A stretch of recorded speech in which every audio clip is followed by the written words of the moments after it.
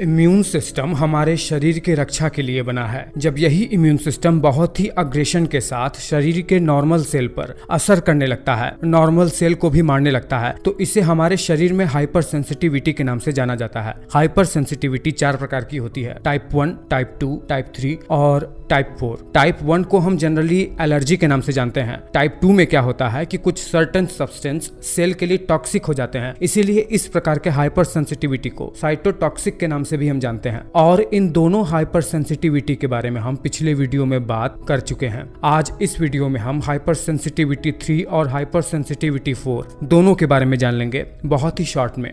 देखिए, मान लीजिए कि आप खेत में काम कर रहे हैं और खेत में काम करने की वजह से जो खेती किसानी में छोटे छोटे पार्टिकल हवा में उड़ते रहते हैं, वो आपके लंग्स से होते हुए शरीर में जा रहा है। देखिए, ये जो छोटे छोटे पार्टिकल्स हैं जो हमारे शरीर में जा रहे हैं, जैसे ही ये ब्लड में मिले, क्या होता है कि इसे शरीर एक फॉरेन सब्सटेंस की तरह शरीर के लिए खतरा समझने लगता है। इसीलिए होता यह है कि एक बहुत ही कॉम्प्लेक्स प्रोसेस के बाद प्लाज्मा सेल बहुत सारे एंटीबॉडी, जो कि IgG एंटीबॉडी होती है, वो रिलीज करने लगता है। और होता यह है कि ये जो प्रदूषण के कारण पार्टिकल्स किसान को खेती किसानी की वजह से उसके शरीर में जा रहा है, जिसे शरीर में पहुंचने के बाद एंटीजन कहते हैं, वो इस एंटीबॉडी के साथ बाइंड हो जाता है। देखिए, कोई भी बाहरी तत्व जो शरीर में पहुंचता है जिससे एंटीबॉडी जाकर जुड़ जाता है, उसे एंटीजन के नाम से जाना जाता है। जैसे ही ये पार्टिकल्स एंटीबॉडी के साथ जुड़ते हैं, ये एंटीजन एंटीबॉडी कॉम्प्लेक्स का निर्माण कर लेते हैं। देखिए, एंटीबॉडी और एंटीजन कॉम्प्लेक्स बनने में कोई दिक्कत नहीं है। समस्या तब होती है जब यही एंटीजन एंटीबॉडी कॉम्प्लेक्स किसी ऑर्गन पर जाकर चिपक जाता है, किसी टिश्यू पर। और चूंकि एंटीबॉडी एंटीजन कॉम्प्लेक्स बन चुका है, इसीलिए ये कॉम्प्लेक्स बहुत सारे कॉम्प्लीमेंट्री प्रोटीन को ट्रिक भी कर देता है। इस पूरे कॉम्प्लेक्स पर काम करने के लिए इनको फॉलो करते करते न्यूट्रोफिल भी मैदान में उतर जाता है, इन्हें डिग्रेड करने के लिए जो बाहरी सब्सटेंस आए हैं और एंटीबॉडी से जुड़ चुके हैं। पर चूंकि ये किसी ऑर्गन से जाकर चिपक चुके हैं, किसी टिश्यू पर जाकर, और जब न्यूट्रोफिल और कॉम्प्लीमेंट्री प्रोटीन इन्हें डिग्रेड करने का प्रयास करते हैं, यानी इन्हें हटाने का काम करते हैं, तो इसको हटाने के चक्कर में ये टिश्यू को भी डैमेज कर देते हैं, जिससे बहुत सारे इंटरनली इंजरीज हो जाती हैं। हाइपर सेंसिटिविटी टाइप 3 के पेशेंट को इसीलिए इसे डेंजरस भी माना जाता है। हाइपर सेंसिटिविटी टाइप 3 को इम्यून कॉम्प्लेक्स के नाम से भी जाना जाता है। इस प्रकार की हाइपर सेंसिटिविटी किडनी, जॉइंट्स और ब्लड वेसल्स के वॉल पर बहुत ज्यादा देखी जाती है, जहां पर हाई ब्लड प्रेशर होता है। देखिए, अब हम बात कर लेते हैं हाइपर सेंसिटिविटी